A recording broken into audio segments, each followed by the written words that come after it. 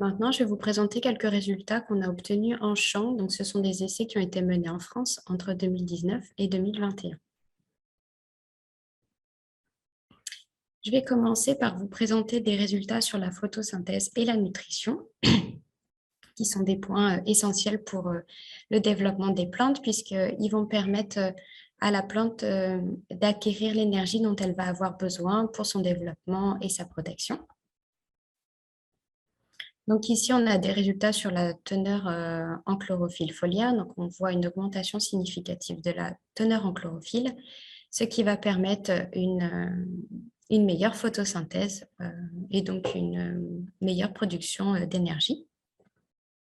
Et on observe également une augmentation de l'indice NPI, donc, qui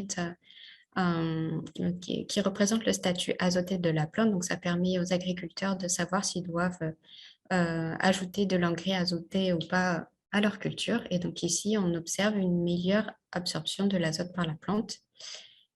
Voilà. Ici, on a des résultats sur le développement racinaire. Donc, grâce à ce qu'on a vu précédemment, la plante dispose de plus d'énergie pour son développement. Donc, on le voit au niveau du poids et de la longueur des racines. On peut voir aussi, quand les plants ont été prélevés, en fait, il y avait davantage de substrats qui étaient agrégés au niveau des racines. Donc, ça permet une meilleure hydratation et une meilleure nutrition de la plante. Ici, on a des résultats sur le développement des parties aériennes. Donc, sur ce graphique, on a deux modalités supplémentaires. En bleu, c'est la modalité inoculée par un biostimulant de type bactérien. Et en vert foncé, la combinaison de la bactérie et du biostimulant foliaire. Et donc, on peut voir que le biostimulant foliaire augmente la biomasse du système végétatif et on a un effet cumulatif de l'utilisation des deux biostimulants. Donc, comme quoi, plusieurs types de biostimulants peuvent être combinés.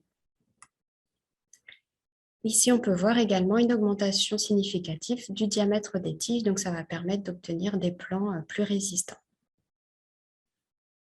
Au niveau des épis, on peut voir aussi une augmentation de la biomasse moyenne d'un épi et du poids moyen de grains par épi. Et sur la photo, on peut voir aussi sur la modalité biostimulée des épis voilà, qui sont plus homogènes, qui sont plus grands et avec une meilleure fécondation que sur la modalité témoin.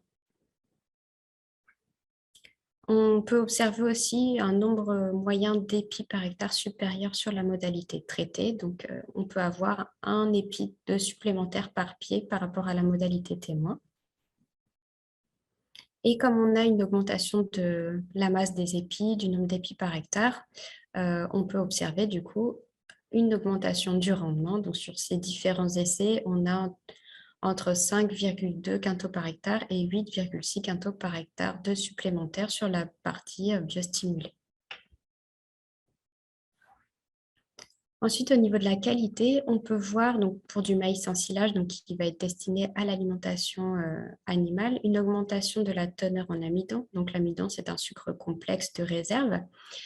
Si la plante peut accumuler davantage d'amidon, ça veut dire qu'elle a disposé davantage de ressources pour produire ce sucre et le stocker. Ça va permettre également un meilleur remplissage des grains et une portion alimentaire de meilleure qualité pour les animaux. On peut voir également une diminution de la teneur en cellulose brute. Donc ça va permettre une meilleure digestibilité de la portion alimentaire pour les animaux.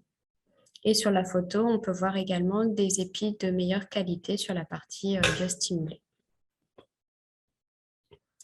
Enfin, sur cette diapo, on peut voir une diminution des teneurs en flavonol et en anthocyanes. Donc, ce sont des molécules de la famille des flavonoïdes.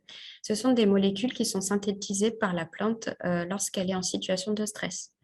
Donc, sur ces résultats, on voit une diminution de ces marqueurs de stress. Donc, ça veut dire que la plante a mieux tolère mieux les stress.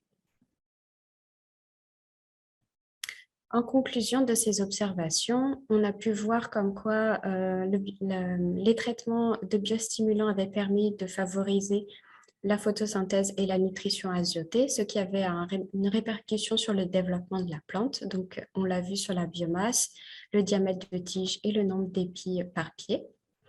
On a également pu le voir sur le développement racinaire, donc ça permet une meilleure hydratation et une meilleure nutrition.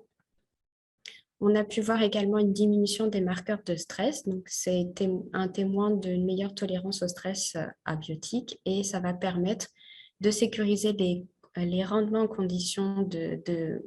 en conditions climatiques défavorables. On a pu voir une amélioration du développement des épis, donc que ce soit la longueur, le poids des épis ou des grains. Et donc, ça va contribuer à une augmentation du rendement. Et enfin, on a pu constater une amélioration de la valeur nutritionnelle du grain ou du fourrage, ainsi que leur digestibilité, donc par rapport à une augmentation des teneurs en amidon et une diminution de la cellulose.